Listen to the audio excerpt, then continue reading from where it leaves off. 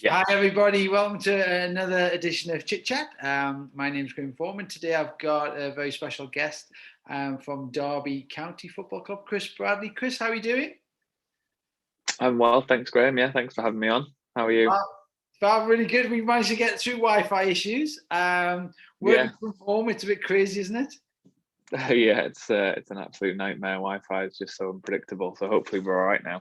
Yeah, the good news is you managed to hide the wallpaper, but I still haven't managed to hide the hair. Yes, that's what I thought actually. Maybe if I go on my phone, I don't need to call out my wallpaper straight off the bat. But yeah, there's no hiding your haircut. But actually, I think you've done a pretty decent job for a home haircut. Version 4, I think in my next life, I'm going to be Nicky Clark. I'm going to do a bit of hairdressing. It should be fun. So No, I think that's let's a start at the good beginning. effort. Tennis. I think we should start with tennis. And you played as a junior and did a little bit around tennis world. How did you get involved in tennis? Yeah, tennis world. So I got involved in tennis through my mum. My mum played at just a local club near where I was from in Saltburn, Mask and then Saltburn, and then started playing at tennis world when I went to college because college had the college that I went to. I went to Middlesbrough College and they had a scholarship that linked in with tennis world. So I joined the scholarship and then yeah, I was having lessons and some squads and little things like that with Nige and Libby and the coaches there, who I know obviously you know really well. And yeah, that was kind of my background in tennis really, and then gone on to work with a few players, coach a few players, and things like that through work since then. So yeah, my foundations in tennis were laid at Tennis World really. And I think you were there were you there as a member when it first opened? Yeah, Chris, are you trying to say that I'm really old?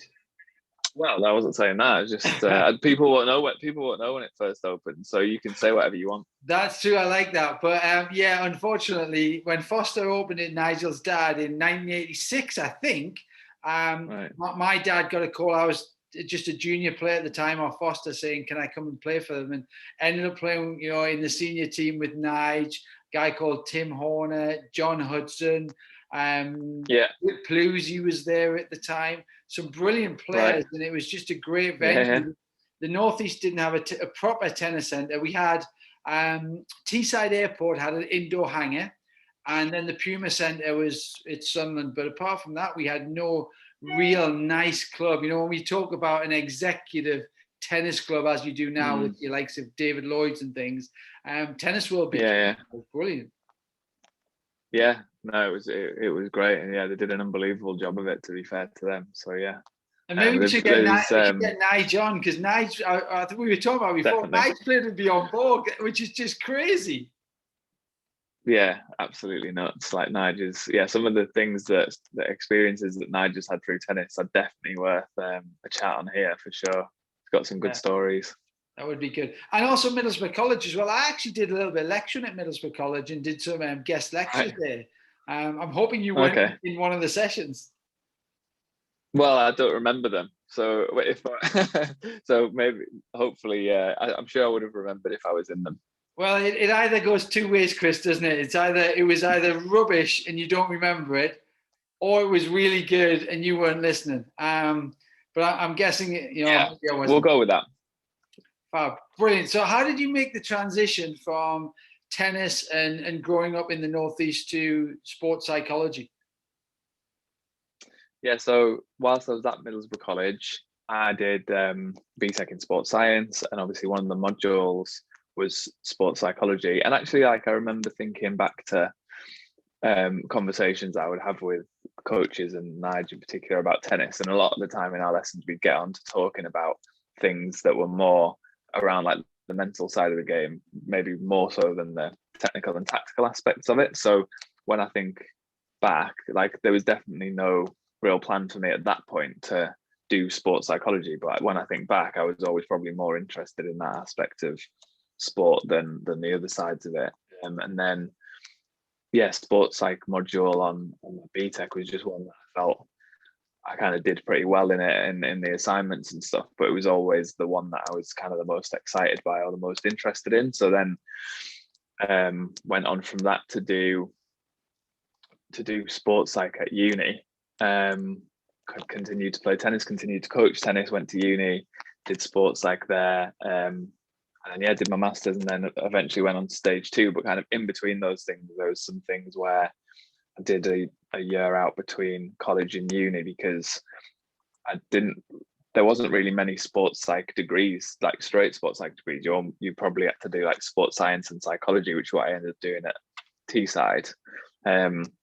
But I kind of knew I wanted to do something in sport, but straight sports science or physiology and those things, I kind of knew that wasn't for me. So I took a year out and met some people that said, no, like my uni does just a sports psych degree. So by the time I'd taken that year out and went back, there was more just degrees that were just sports psych, and Teesside was one of them, even though it was basically half a sports science degree and half a psychology degree, which was actually good, like to do some of the straight like mainstream psych stuff.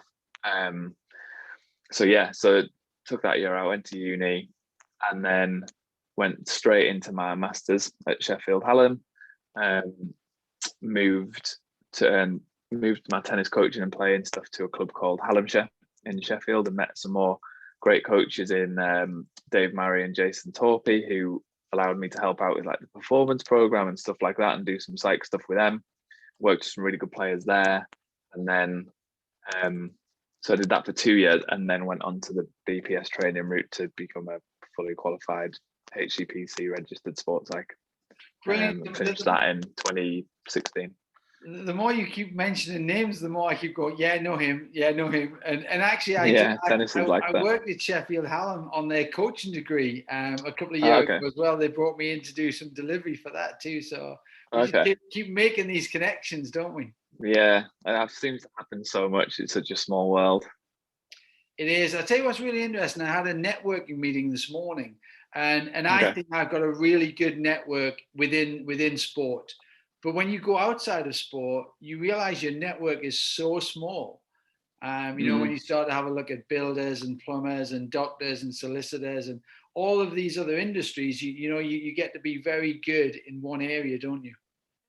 Yeah, that I definitely understand that as well. I worked for a company before I started at Derby that did stuff in the business world as well as sport, and you do kind of feel a little bit out of your comfort zone when you've got to go and try and apply what you've done in sport. You kind of become pretty au fait with the culture, or the I guess culture is probably the best word around sport and different sports. As much as if you compare tennis to football, it's totally different. There's still some similarities that you can grasp onto to anchor yourself with. Whereas once you go into, like, I remember we did a presentation to a business in my last role, and you just kind of, you're presenting through a sports psychology lens, and then you're looking at people, and there isn't that point of reference between you that you can have that common ground with. So you got to find a different way of working. So I think you're right. You kind of become really good at a limited set of skills in a way. Fab. I've got a quick question before we get into Derby, and it's about psychology, because for me, there's still a lot of thought process out there that psychology is a bit pink and fluffy. It's a little bit kind of, you'll just have a chat and a coffee. And for me, it's the opposite end of the spectrum. It has to be about action, and it has to be about impact, and being able to measure that impact as well. So what I wanted to ask you first and foremost was, I call myself a performance psychologist because my master's isn't in sports psychology, even though I lectured for 8 years in sports psychology, and I can't say that. So I'm performance psychology, and I work in business and education as well as sports. So it has to cross over those different industries. What is the difference between a sports psychologist and a performance psychologist, in your opinion? I think the training pathway probably, I think it's probably more process based. Like when you see people deliver, like, I think from what I've seen, loads of people can deliver a good workshop on a topic like confidence. I don't think you need to be a sports psychologist to deliver a workshop on confidence. I've seen coaches, like football or tennis coaches, do much better workshops than I can deliver on mental skills and confidence and things like that. So I'm not sure that's where it is. I think the biggest difference is the processes you go through on the training pathway, I think, make you better equipped and better prepared if you hadn't done the training pathway, if you know what I mean. So reflections, working safely and responsibly within professional boundaries, maybe some, depending on what sort of supervision and experiences you get whilst you're on the training pathway, you maybe get more exposure to working with the more complex aspects of psychology rather than just the kind of surface level stuff that you might deal with a mental skills intervention, for example. So for me, it was just more about the processes that I went through stood me in good stead for what I've experienced as a sports psych, rather than necessarily content, because your training pathway, the content is determined by the experience that you go out and get. There's nothing like the BPS don't go, right, you're going to do this many, but you're going to do 3 months with a football team and then 3 months with a tennis player. It's just you go out into the world and find what experience you can get. But what I think the BPS did well is the way they structure it is you get a bit of experience of doing kind of professional practice, like learning how to reflect properly on sessions and learn from your experiences. You do a bit of research stuff. You get supervision, so you get supervision from obviously a more experienced practitioner. So that's probably the key part of the process for me. And one of the biggest things I've learned as a sports psych is I think your ability and your skills are determined by what sort of support and guidance you get along the way. And that would be what I would differentiate between someone who hasn't done the training. They probably haven't had that support and guidance to make sure that they're practicing in the optimum way or going through the right processes. Yeah, I know what you're saying, and my second master's is in performance psychology, because I just having been involved in lectured in sports psychology for over 8 years and worked in the industry for over 400 years, I just thought I wanted to find out something different, and having the opportunity to work with psychology, but business and education, I thought the sport thing, it was kind of done. I'd done quite a lot of stuff in sports psych, but for me, it's just another couple of tools in your bag, and that's probably the only differences.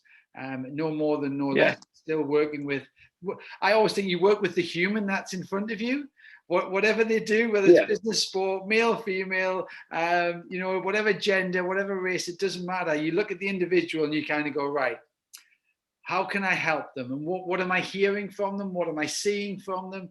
And then which tool do I bring out my bag to help them? And I think that's just generally good coaching across the board, isn't it? Yeah, that's the process that I would describe as coaching.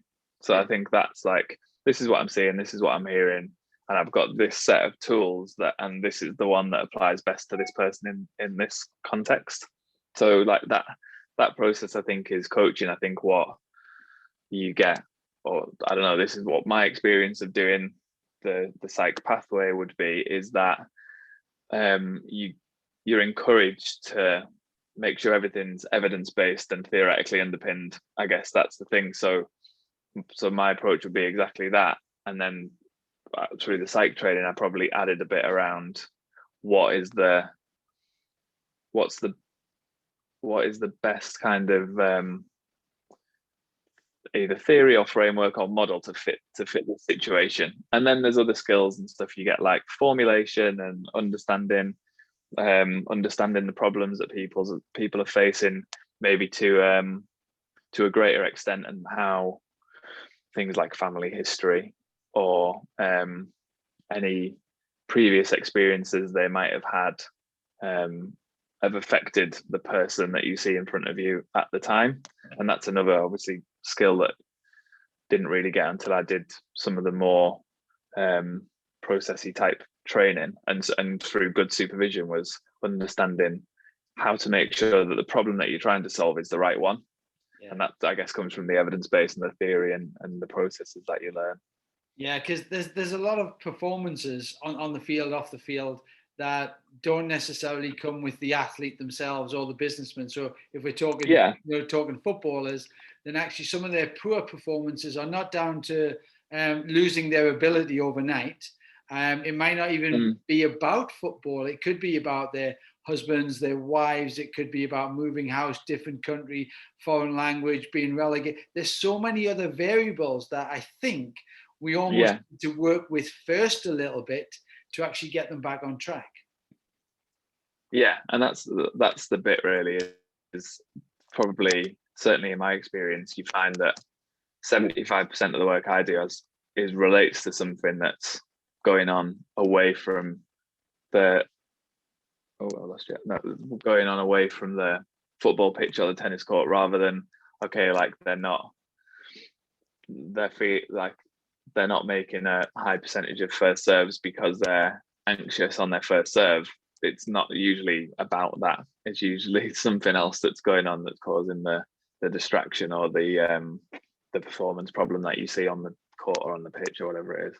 Yeah, and I think that's why you need a team around you, don't you? Because sometimes it is physical, sometimes it's technical, sometimes it's mental, but actually sometimes it's a correlation of maybe 3 or 4 of those things all piled together, and finding the right cog that you need to work on that's going to get all of the other ones to actually function better. Yeah, I think it's always like that. I can't think of many times so far in my career I've worked with a problem where it's been, we do a goal setting intervention and then suddenly that improves performance. Like I don't really know if that ever, it certainly never happened to me. But I think that's part of the skill, I think, of a sports psych, is how you put together all those little bits. And so the S&C will be saying, oh, like this, it's because they're not, their endurance isn't good enough, so that when it gets to the latter stages of a match, like their performance starts to suffer. And then the nutritionist will be going, oh, because it's because they didn't fuel properly before the match. And then physiologist will be going, oh, it's because like I don't know, I don't know enough about physiology to come up with a good example there, but it'll be something slightly different. And then the coach is saying, oh, it's because like just technically their technique breaks down every time they're in that situation. And you're going, well, it's probably all those things. And if we bring it together and create a really clear picture of what's going on and help them and help the athlete understand that, then we're probably better placed to solve it, rather than us all trying our own individual little bits to see what works. And that's why, and I don't know how you run the job at Derby, but for me, I think the biggest impact that we can have is on the pitch, on the tennis court with the coach. So you're going through that process all the time. You can't just do it in an office, and you can't just do it, behind a desk having a chat with the player. You need to see it. You need to know the environment, don't you? Yeah. So you've got to be immersed in the different aspects of the environment, and Derby's a pretty decent recent example. Was like the first 6 months really in the role since last February was just me seeing like all the different parts of the environment and learning about how it worked, and then building a bit of a formulation of like the whole system, the whole organization really, rather than just sitting with a player in your office and trying to solve lots of individual problems. There's still a time and a place where you've got to do a bit of that, but that's definitely shouldn't be taken up, or I don't think, or certainly hasn't taken up the majority of my role since I was in there. It's about getting out and understanding what the coaches are expecting from the players, what messages they're trying to get across, what the environment actually looks like, and what sort of what thoughts, feelings, and behaviors is just being in the environment creating, and the people within it, and all that sort of stuff. So yeah, I think you've got to try and immerse yourself in the environment and understand all the different aspects of it before you can start trying to solve problems. Yeah, no, I agree. There's something that you talked about before about getting the right model, getting the right theoretical model. How far do you think academics is away from the practical delivery of sports psychology? So we are, and you'll be the same as me, is that I know some brilliant PhD guys and research guys who are coming up with a lot of evidence, new models all of the time, but it's not that easy to apply them in everyday life, because there is a bit of a gap between the two sometimes. What's your thoughts on that, Chris? Yeah, so I think part of the reason is it's not that easy to recreate the chaos of what most sport looks like in a lab setting. So as soon as you start trying to control the environment, you're going to see different changes in behavior, probably subconsciously. So that's one thing. I think the way that I use academic, the stuff that research institutions like Loughborough and Bangor and all those places are producing is to take the fundamental aspects of the theory and then work out how I can adapt that to fit the environment I'm in. I don't think, rarely have I found a theoretical model that you just pick it out of an academic journal and put it into a performance or sports psychology program at a club or with an athlete, and it just fits straight away. I think that's maybe an unfair criticism. Sometimes people in the applied world level at the academics is like, well, you can't apply that. And it's like, well, maybe you shouldn't be trying to apply it directly. Just lift it and plonk it in a different setting and expect it to work. It's maybe about going,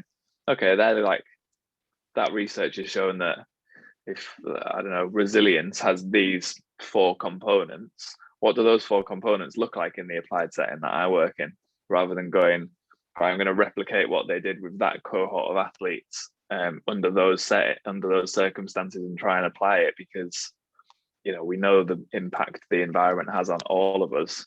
So as soon as you change the environment, of course, it's not necessarily going to work the same as it did when they were studying it for a research paper, but I don't think it necessarily needs to. I think you can learn bits from the academic stuff that you can use in practice that come together nicely. Yeah, I also think sometimes is that maybe we're not ready for the theory yet. So, Yeah. the theory's ahead of where we are in terms of the environment, or in terms of where we are of the club or the individual player. And I also think that with theoretical models, the one thing that we can really do as practitioners is let's try it out. Let's see if it works. If it doesn't work, you can go back to the theorist and say that doesn't work in reality. It gives them another opportunity of creating a new or a hybrid model, which is even better than the first one, which is great for us, because that's, I guess, evolution, isn't it? Yeah, and I think that would probably be more of the area that it would be good to see develop is, and I know, there's people at Loughborough who are starting to do this now. So the guy at Loughborough called Carl Steptoe, who's set up, it's almost like a consultancy company within a university with either BPS candidates or PhD students that he will that clubs and associations can pay the university to have these students time, and they can go in and experience it. I think that's the sort of thing we need to see more of, is people who are doing PhDs doing it alongside working in an elite performance setting. And I think that's one thing that EIS do pretty well, is getting PhD candidates to generate research, but 9 till 5 or whatever, they're doing a sports psych job. Yeah, I think we were to gather their data. I think we were talking about the guys at Bangor University. They've been working with the ECB for, I think, 5-10 years. And, that culminated in England winning the World Cup. And I love that, because we have to have this correlation between the theory and the practice for everybody to work. But I think you mentioned it early on. It has to be evidence-based. And you actually have to have a result at the end. Psychology can't just be pink and fluffy, lie down, tell me how you feel. It's got to be right. Has your first percentage gone from 64% to 65%? And is that based around your habits, your routine, your pathway, whatever strategy and intervention that you work with a coach? And even then, it's really difficult to say it was all you, because the S&C guy will go, more power in the legs. They've got up a little bit, therefore the angle of trajectory is different. And that's the reason why they've had a higher percentage. Yeah, I think and I almost don't think, for me, the best sports psychs that I've seen when I've shadowed and observed other people are the ones that are just another part of the MDT around an athlete or around a team. And when there's a performance, a positive performance outcome, it's the team that takes the credit for it, because it's definitely the team that gets the blame for it when it does go wrong. So if you're gonna, you should win and lose as a team, and hopefully sports psych is an integrated part of that team rather than being a standalone concept, because they'll almost, again, I don't remember any situations where I've done some work with an athlete, they've gone back and performed better purely because of a result of my work, and then everyone's gone, oh, that's because of the sports psych work. It's usually because I've kind of pulled together some of the things that the other staff are saying and going, okay, this sounds like it could be a coherent story around what's going on. So shall we all work together on trying to solve this? And what are the actions that come out of it? And then in terms of measuring it, I just think that comes from, a lot of the time that'll just come from feedback.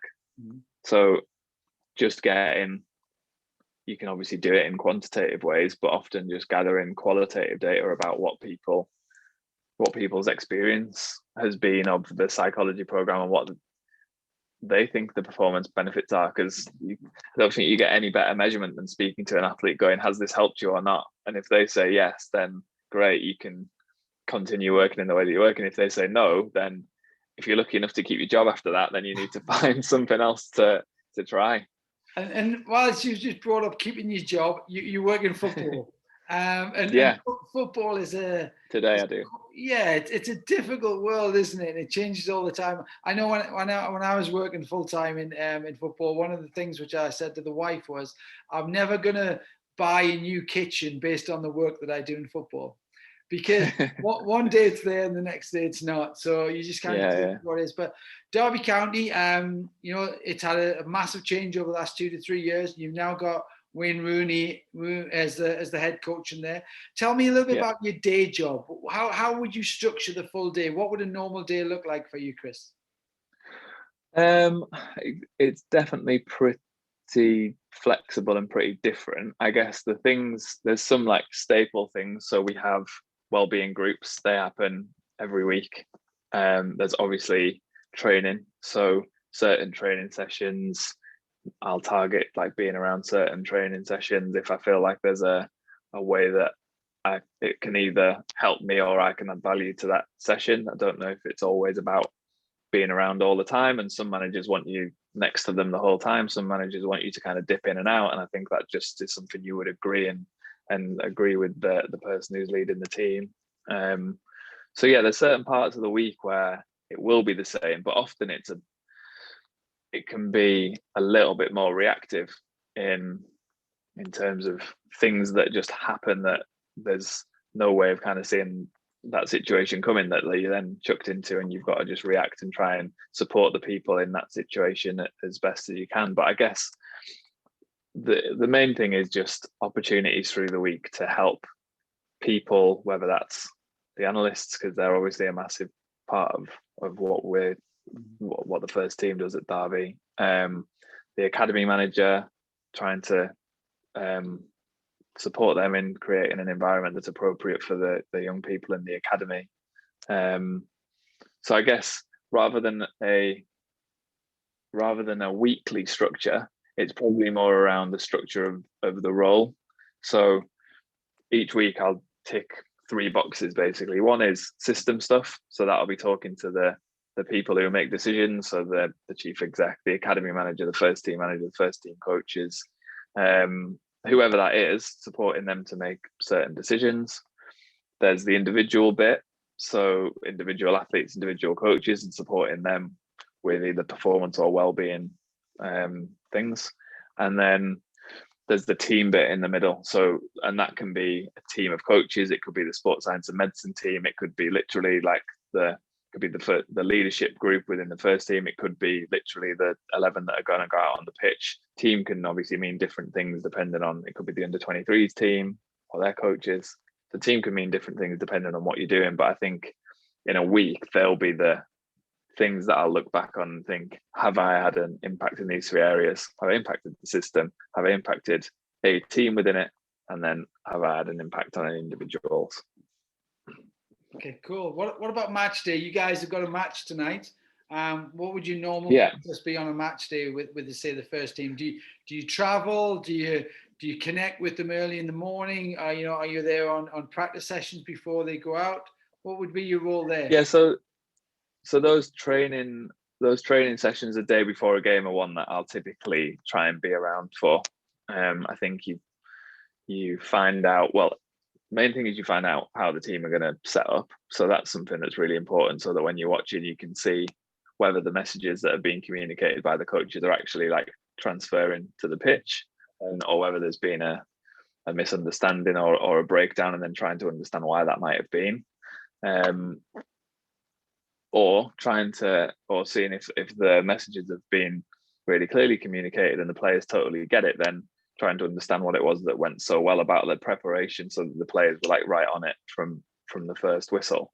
So there'll be that little bit. So try and be around training the day before a game, and then match days is a bit more just around my opinion on stuff like that is if you haven't done your work by the day of a game, it's not going to get done. So I think if you're scrabbling around at 1:30 when it's a 3:00 kickoff, trying to like see players or speak to coaches, or like, I think if you're feeling a little bit stressed out on a match day and running around trying to tick boxes and get things done, something's gone wrong in the preparation. So your work should be done by the time the match day comes, and it should just be about the players and the staff going through their usual automatic processes, really.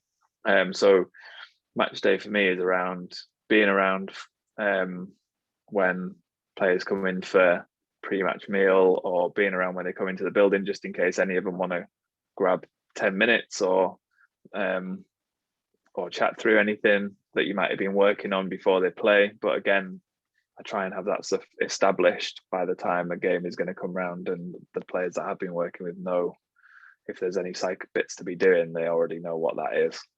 And then, but the big thing, or one of the big things we're doing with Derby at the minute around games is we do a team profile for each game, and that's basically to support. You can infer some things from that, but it's essentially to support coach communication to the team. So we use a tool called Spotlight. Yeah. And it's a bit like a personality profiling, psychometric the Sheffield inventory tool, isn't it? Yeah, so Boards and Pete Lindsay have developed that, and I really like that as a tool for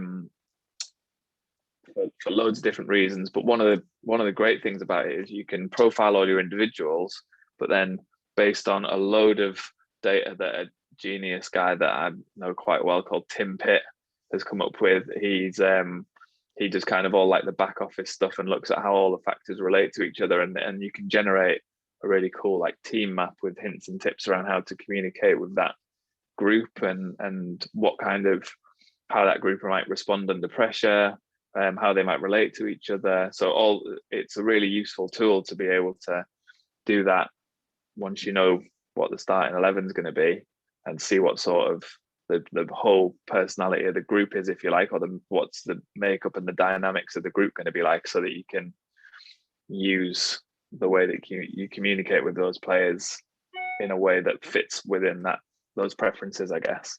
Yeah, we've had some of the coaching staff go through it at Durham University, and they've been using Spotlight as well. Prior to that, we used a little bit of DISC and emotional intelligence, psychometric assessments, and I'm sure Insights has been used at some stage as well. But exactly. They're all good. Take your pick. They're all good if you use them in the right manner. I've seen so many people, coaches and players, who said, "Graham, I've got a psychometric assessment," and I go, and they go, "Yeah, what do I do with it?" Yeah, that's the stage that you need to come and see us, because what do you do with it? You can't just do a psychometric assessment and then go, "Oh, I'm red, I'm yellow, I'm high D, I'm high I," and then go away, because it means nothing, does it? No, and I think that is one thing I really like about Spotlight, is how it encourages the flexibility to shift preferences depending on the context or the situation. Whereas I think some others that I've used before pigeonhole people a little bit into like exactly what you've just said there, like you're red blue, so that means you're this type of person, and then that's it, and everyone's got to adapt based on each other's preferences. Whereas actually I think Spotlight's really effective because it encourages individuals to flex their preferences depending on the situations that they're in, which is real life, isn't it? That's what we always need to do. Like, I'm going to speak, I'm going to address, like if I think about like the way that I communicate or work with people, is I'm going to speak very differently to one of our academy players than I would to the manager or the chief exec, and I'm going to be a different types or different parts of my personality going to come out in those conversations. So I like that about Spotlight, and it's worked really well, and we've been able to see some interesting trends and stuff through the season now, that we can link the personality of the group to certain things that we've seen on the pitch. So that's been quite a nice project to be involved with. Yeah, and certainly knowing when you need to accelerate some traits or when you just need to pull back on them a little bit, I think is really useful. And if you've got a team who's full of one characteristic and one trait, where do you get some of the others from? Do you get somebody to mask some of their personal traits and adapt or flex a little bit? Or do you need to look at the next time you recruit somebody? Do you need to bring in that type of character in terms of helping the team, or does it come from the manager and the coaching staff as well? So you've got to try to find those traits to get the balance. Yeah, and I think more often than not, you will have a skew in one particular direction, like we definitely do at Derby, and that's been the question: is how do we've got a couple of areas that we don't have many people with those preferences, so how can we emphasize that in different ways, or how can we use the people that do have those preferences to fill in those gaps? Or like you say, there's different ways of doing it, but that's definitely something that I think the profiling can help with. Even though it maybe chucks that up as a problem, it can be part of the solution as well. And with recruitment, I'm not sure necessarily, we've talked about using it with recruitment. I'm not sure how you would necessarily go. You could probably say, do we know anything about this person, maybe from people at other clubs or whatever, that give us an indication of what their preferences are. But I think the way we use it at the moment is because ultimately football teams more often than not going to recruit the best players that fit the squad. Like, they're not going to not pay for someone because like they're not sure whether their personality is going to fit most of the time. Like, I would say it's going to be, this person is going to do a job for us on the pitch. Let's profile them and then use that profile to understand how to get the best out of them when we do bring them in. Yeah, no, a really interesting concept. And we've done some research at Durham in terms of high performance teams and what do they look like. And I haven't seen any other research out of Durham either, by the way, that will tell you this is the team that you need. It needs to be this percent D, this percent yellow, this percent whatever psychometric assessment you're looking at. I haven't seen the perfect team yet. Have you? No, I'm not sure it exists. Yeah, me neither. I think you have it for a little while, don't you? So you see them in Barcelona for a while, maybe the perfect team in football for a certain period of time. In other sports, they will do that. I don't think perfect. I just think really, really good fit for that moment in time.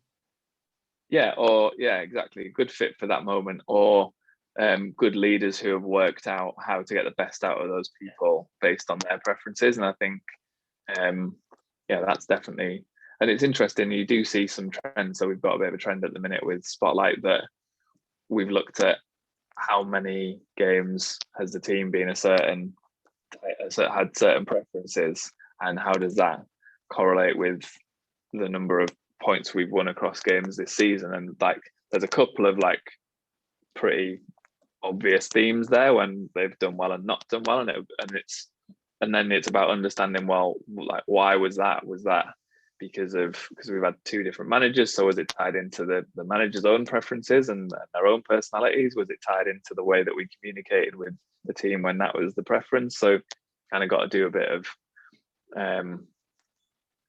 a process of understanding why that's come about. But it's always good to kind of know, and your strengths will often sit within your preferences. So maybe if you've got if you have got a group that are very have like dominant preferences in certain areas, that you use that to your advantage and set some things up like that. Interesting. If we dilute the team into individuals, what's the most common issue that you have to deal with footballers? And it might not just be Derby, but in general, what's the common theme that comes out with you that you have to deal with more regularly? Common themes in football. Not really sure.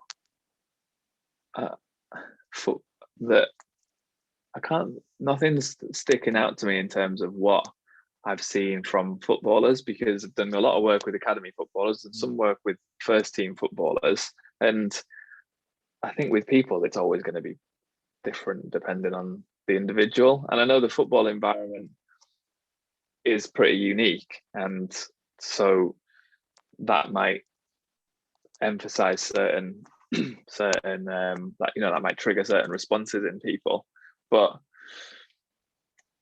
essentially you've got a person in front of you that has loads of different things going on away from the pitch. I think from a performance perspective, I think there's definitely this maybe doesn't quite directly answer the question, but if we compared academy to first team footballers, I think there's a definite increase in the pressure and demands on decision making on the pitch in first team footballers compared to academy footballers. So Derby's academy has been brilliant in the last 5+ years at producing players for the first team. So it's been quite useful because you've got a group of first team players that not long ago were academy players, and you can speak to them about what's different between the two environments. So so that's definitely one thing in terms of decision making, is something that I know there's a lot more pressure and demands on when you move into a first team environment. And I guess like one thing that does stand out is it with football, probably more than other sports, is external pressures, things like the media, social media. Yeah, like those two areas are definitely different in football, just because of the spotlight that's on football. Like if you're, and with the greatest of respect to tennis players, if you're 150, 200 in the world at tennis, like that's still obviously an unbelievable level, and you in and around Grand Slams at that level, you're probably not on the back pages of the papers every day, and you're probably not trending on social media. Whereas if you're like the 150th or 200 best footballer in England, you do something and it probably is on the first thing on Twitter or Instagram, or it probably is in the papers every day. If you've done something good on the pitch, or if you've made a mistake in your personal life, it probably is going to get out there. So I think that dealing with that external pressure and the kind of problems that are associated with that is something that is probably more prevalent in football than other sports, I guess. Yeah, you're right. And somebody once said to me, nobody watches the postman go up every drive and post a letter and then comments on everything that they've done. And if you're 150 in this country, you're in the Premier League. So yeah, you're literally, your life is through the window, isn't it? Everybody sees everything that you do pretty much. I've got a quick question regarding current time period. And I had Chris Basham on the chit chat earlier last year, and we talked about Chris a little bit. And one of the things which is coming out with some of the people that I know at the top level of the game is that all of the creative players seem to be playing with more flair, more ability, less fear, because there's no crowd. That you don't have the 40, 50, 60,000 fans shouting abuse at you if you make a mistake. If you go past the defender and the defender wins the ball, and half the crowd shout, "Oh, what you take more risks." That kind of stuff. So he seems like they feel to be taking more risks. Where some of the guys who have been working with it, the lower end of the game, sort of old Division 3, Division 4 type players, they're trying to really find it hard to motivate themselves, because they get motivated by 10 and 20,000 people being at the ground. So there's this huge difference between top level of the game, really having this creative moment in time. Okay, yeah. I think I mean, it's good to obviously get that from a player's perspective who's playing in the game. So I think that the second bit that you said around footballers struggling to motivate themselves, I think certainly was an issue to start with. I think games had a very kind of flat pre-season kind of friendly feel to them with no fans in the stadium. I think now we're at the point, and I don't know if it's just because I'm working with a team that's got something to play for, because we want to kind of make sure we stay up, is that that's either changed and they've kind of got used to playing with no fans and found different sources of motivation, or because Derby have got something to play for, it feels like there's more riding on the game, and that's where they're getting the drive and the motivation from, rather than fans in the stadium. There's an interesting one about the flair players taking more risks. I mean, it makes sense, doesn't it? It's not something that I'd kind of thought about or picked up on, but I can definitely see, like, if you're a player that enjoys taking risks and tries more things that might go wrong and makes lots of mistakes in the game, but then also maybe does things that change the game, then you're going to be playing with a bit more freedom than when you give the ball away and 20,000 people are on your back for doing that. So yeah, I think it's an interesting observation. Yeah, I was talking about it with Sunderland's Foundation the other. In fact, it was earlier in the week. I was doing some work for them, and we were talking about players. And I was working with a player who Monday to Friday, not from Sunderland, but a professional player who Monday to Friday loved the concept of being a professional football player. So would turn out top of the ridge, Merc, just hi to the lads, gets his kit on, a little bit of football, in the ice bath, in the gym, loving Monday to Friday as a professional football player, and then hated the 90 minutes on a Saturday. Hated playing because just didn't like the pressure of 20, 25, 30,000 fans, screaming and shouting the name when they made a mistake. So that was a really difficult job to build that self-efficacy up and try to create some mastery experiences so that guy could actually enjoy the 90 minutes. Because for me, the 90 minutes is everything. That's your job. The rest of it is just the process to get to the job, which is 90 minutes, isn't it? Yeah, and that's interesting, isn't it? Because definitely it was interesting. We're having a conversation about the opposite of that at the club yesterday, was the players that don't enjoy the grind of like training each day and the day-to-day drudgery of like going out to train, going in the gym, doing all the extra recovery. Like they're not, but they're the ones that like absolutely love the challenge of a game and will turn up and produce like their best performances when it came to the game. You kind of maverick players, or you whatever you want to call them, and yeah, so it's interesting to hear the flip side of that. I definitely have come into contact with players that are a little bit like that they love it. They absolutely love the low threat aspect of training and stuff, and they struggle with that when it becomes a bit higher threat in competition. But yeah. I think you see it a lot in junior sports. So I've seen it a lot in the transition of junior sports between junior and seniors, where they love 100%. The game, they love playing whatever it is, tennis, football, netball, it doesn't matter. But all of a sudden, as soon as there's this moment, isn't it, where the enjoyment and the freedom becomes a job. And when it becomes a job and they realize what you need to do to perform at a high level, all of a sudden they lose the fun element, they lose the passion a little bit. And then they start, it's that catastrophe model, isn't it? Where they just decide, oh, too much work for me, not interested in that, I'm going to go and do something else instead. Yeah, too much work, too much pressure, too many demands. And I think there's, I kind of understand that to a certain extent as someone who is never going to threaten to be a professional athlete. I think like that's, and I know that you're obviously still playing tennis and you're still I'm trying to get to Wimbledon next year. I still think I've got it in me somewhere. Exactly. So but that's probably because you haven't had to go through that to like pay your bills and keep a roof over your family's head.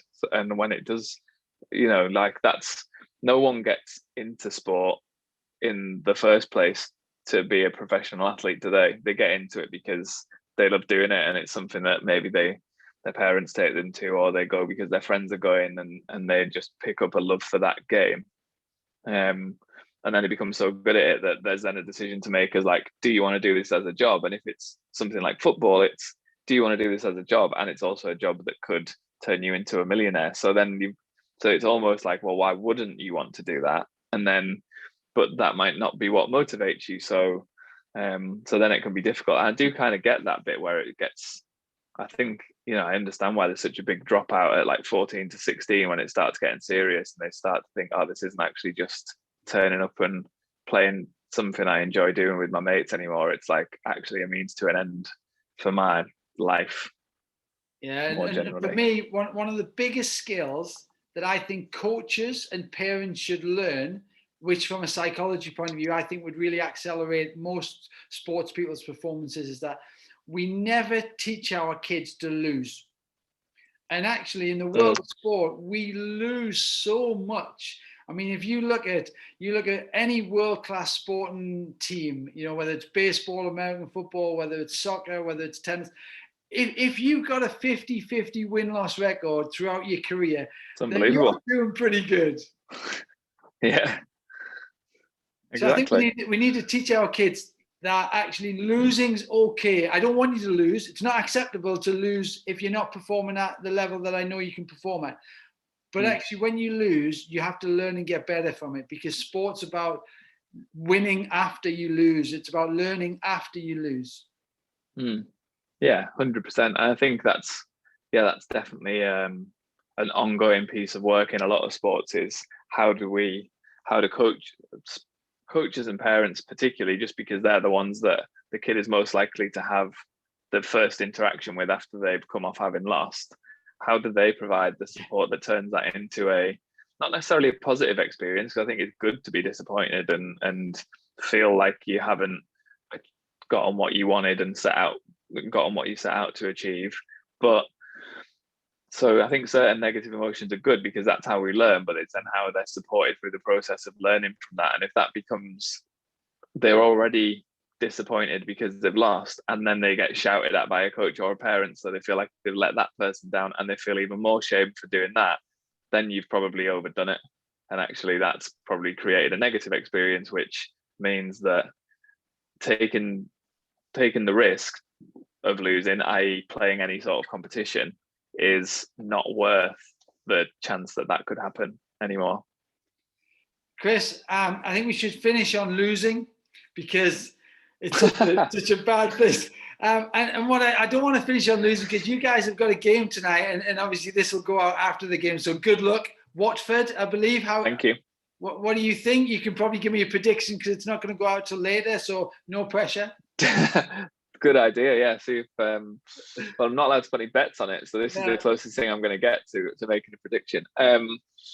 So this season we've performed best against the teams that are kind of up at the top of the table. Like, I think our record against the top, if we could play this season against the top 10 teams, I think we'd be kind of in and around the playoffs or the automatic promotion spots. So kind of get a little bit of confidence from that, and the team seem in a really good place at the minute after coming off the back of 2 wins.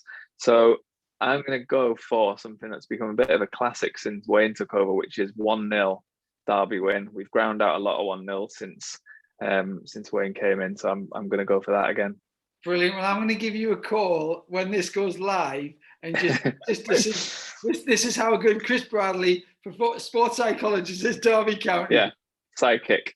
Yeah, but I you know, it is with sport. It's weird because I know this betting thing, and we had a little joke about it, and you obviously can't bet in current situations. But I think you should allow players and managers to bet, because if you look at Soccer 6 on Sky, nobody can get the results right. It's just crazy. What was the one the other night? Was it 9-0? Man U beat. Was it Man U Southampton? Southampton, yeah. So who's going to really predict that? Exactly. No chance. You've got no chance. And what I should do is a couple of lads who I'm in a Soccer 6 group with, DC, always top of the table. I want to know what his algorithm is, because every year he seems to be getting there. I'll not mention the guys who are always bottom of the league. I like to finish either 3rd or 4th, you know, just so I don't show off too much. Yeah, no one can suggest anything then, can they? Just a solid performance. And I'm not mentioning any of the other lads. Chris, thank you very much. Brilliant insight into the world of sports psychology from a sports science psychologist who's working at a professional football club. So thank you very much for that. Good luck to the boys tonight. I will be a Derby County fan for one night. And we'll catch you soon. That'll do. We'll take it. Brilliant. Cheers, Chris. Thank you. I've enjoyed the chat. Thank you.